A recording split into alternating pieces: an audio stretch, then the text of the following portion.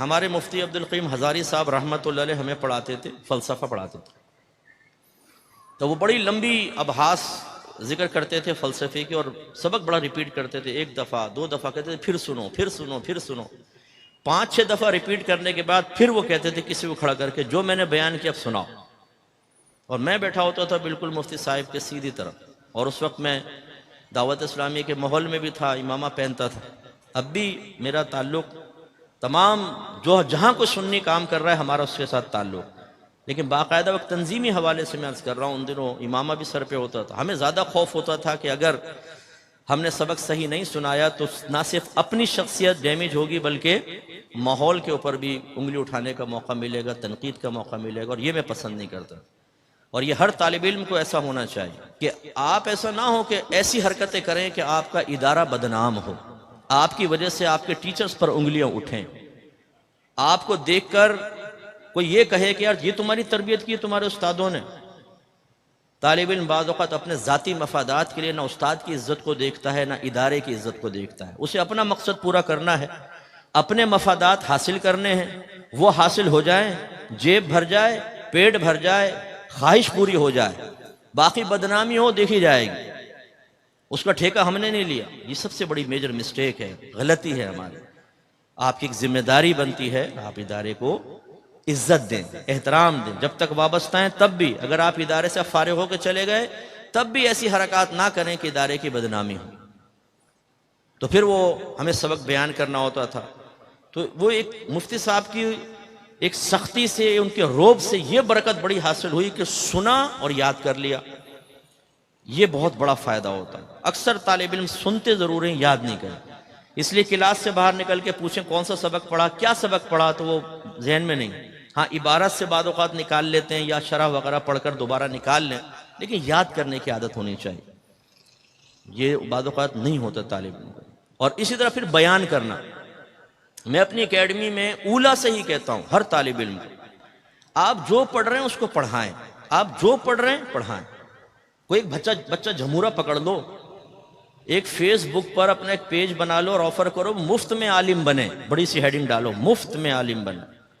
فقیر حاضر ہے، جو پڑھیں پڑھاتے جائیں، جو پڑھیں پڑھاتے جائیں۔ یقیناً شروع میں بالکل ایسا ہی ہوگا جیسے گھر والے آپ کو ایک آٹے کا پیڑا دیں اور کہیں بیٹا روٹی تو بنا کے بتاؤ، تو آپ بنانا شروع کریں گے تو پیڑے قابو میں نہیں آئے گا، اور پھر وہ ٹیڑھی میڑھی روٹی اور ایسا گرے گی جیسے پاکستان کا نقشہ، لیکن کچھ عرصے بعد ایک بہترین روٹی آپ تیار کرنے میں کامیاب ہو جائیں گے۔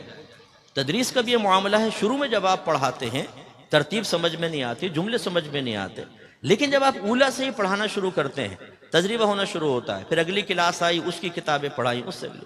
تو زمانہ طالب علمی میں ہی آپ بڑی بڑی کتابیں پڑھانے کے قابل ہو جاتے ہیں۔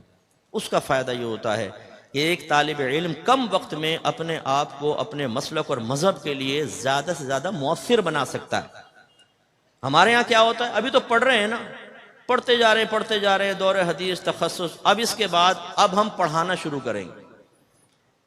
اگر آپ نے 6 سال میں فرض کر لیں تخصص کمپلیٹ کر لیا، اب اس کا مطلب ہے آپ جب پڑھانا شروع کریں گے، اس سے پہلے آپ نے نہیں پڑھایا تو اولا پڑھائیں گے پہلے، یا بڑی کوئی ایک کتاب پڑھائیں گے، 1 سال تو وہ چلے گی، پھر اس سے اگلے سال وہی پڑھائیں گے یا ایک اور کتاب پڑھائیں گے، پھر اس سے اگلے سال یہی پڑھائیں گے یا ایک اور کتاب، کتنے عرصے میں جا کر پورا درس نظامی پڑھائیں گے۔ اس لیے ہم نے تو اللہ کا بڑا کرم ہے اپنے اساتذہ کی توجہ کی برکت سے زمانہ طالب علمی میں ہی ساری کتابیں نہ صرف پڑھیں بلکہ 2 3 مرتبہ پڑھا بھی دی تھی۔ میرے 53 کے قریب اپنے شاگرد تھے جن کو میں پڑھاتا تھا، خود پڑھتا بھی تھا پڑھاتا تھا۔ فائدہ کیا ہوا، زمانہ طالب علم میں ہی پڑھانے کا ملکہ بھی حاصل ہوا، تو آگے ہمیں دقت نہیں ہوئی۔ تو ایک گروپ طلبہ کا ایسا ہوتا ہے کہ جو نہ غور سے سنتا ہے، نہ سمجھتا ہے، نہ یاد کرتا ہے، نہ وہ آگے ڈیلیور کرنے کے لیے اپنے آپ کو تیار کرتا ہے، پھر ان کی حالت کیا ہوتی ہے۔ میں جب پڑھ رہا تھا تو ایک طالب علم تھا، ماحول سے وابستہ تھا، وہ اکثر محنت نہیں کرتا تھا، تو میں اس کو کہتا تھا یار تم میرے پاس آ جاؤ، میں تمہیں پڑھا دیتا ہوں،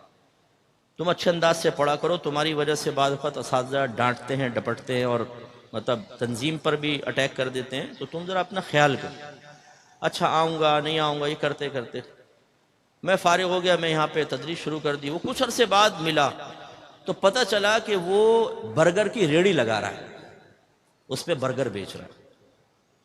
تو بیٹا اگر آپ میں سے بھی کوئی اس طرح کی تیاری، کوئی کاٹھیا واڑی چھولے وغیرہ بیچنے کی ترکیب بنا رہا ہو تو مجھے بتا دینا، کبھی ہم بھی آپ کی ریڑھی پہ آ کے چھولے کھا لیں گے۔ تو جو محنت نہیں کرے گا وہ پھر چھولے ہی لگائے گا،